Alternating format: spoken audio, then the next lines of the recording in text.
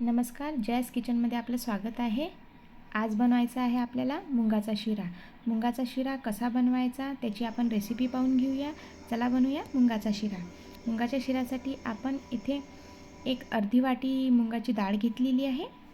त्यामध्ये आपण 1 ग्लास पाणी घातलेलं आहे आणि ही मुंगाची डाळ 10 मिनिटांसाठी भिजत ठेवलेली आहे। भिजलेली मुंगाची डाळ एका सुती कापडावर आपण 10 मिनिटांसाठी सुकत घातलेली आहे। ही व्यवस्थित सुकेपर्यंत आपण काय काय इन्ग्रेडियंट्स लागतात शिऱ्यासाठी ते बघून घेऊया। त्यासाठी आपण तूप, साखर, बेसन, केसर, ड्रायफ्रूट्स आणि दूध घेतलेलं आहे। त्यानंतर आपण एका पातेल्यामध्ये 1.5 ग्लास पाणी घेतलेलं आहे। त्याच्यामध्ये 1 वाटी साखर घातलेली आहे आणि पाक करून घेतलेला आहे। त्या पाकामध्ये आपल्याला केसर घालायची आहे। केसर घातली आणि नाही घातली तरी चालेल, केसर पूर्ण ऑप्शनल आहे।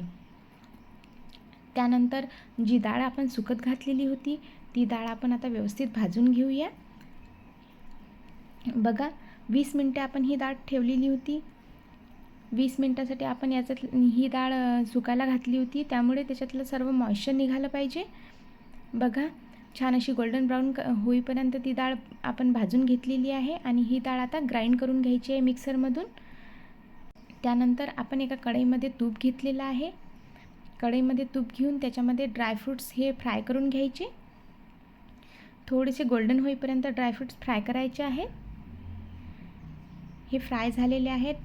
फ्राय झाल्यानंतर ते व्यवस्थित काढून घ्यायचे आणि त्याच्यामध्ये जे आपण बेसन घेतलं होतं, 2 चमचे बेसन घेतलं होतं, ते बेसन आपण या तुपामध्ये व्यवस्थित ब्राऊन होईपर्यंत भाजून घ्यायचं आहे। बेसन पण ऑप्शनल आहे, पण बेसनामुळे शिऱ्याला अजून जास्त टेस्ट येते, म्हणून मी इथे 2 चमचा बेसन घेतला आहे।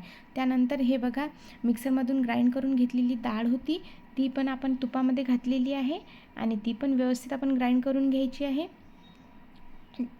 छान असं बिस्किट कलर म्हणजे गोल्डन ब्राऊन कलर आला पाहिजे, त्यासाठी व्यवस्थितपणे आपण ही भाजून घ्यायची आहे ब्राऊन कलर येईपर्यंत।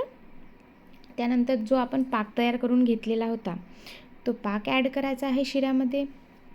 शिरा थोडासा शिजल्यानंतर त्याच्यामध्ये ड्रायफ्रूट्स ॲड करायचे आहे।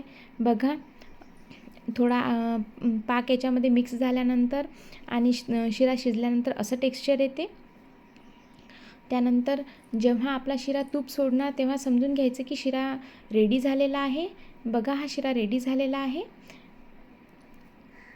अशा तऱ्हेने आपला मुंगाचा शिरा रेडी झालेला आहे। मुंगाचा शिरा खूप टेस्टी होतो, त्याला ड्रायफ्रूट्सनी मी गार्निश केलेला आहे। असेच छान छान आणि स्वीट व्हिडिओ मी तुमच्यासाठी घेऊन येणार आहे। अशा स्वीट रेसिपी मी तुमच्यासाठी घेऊन येणार आहे।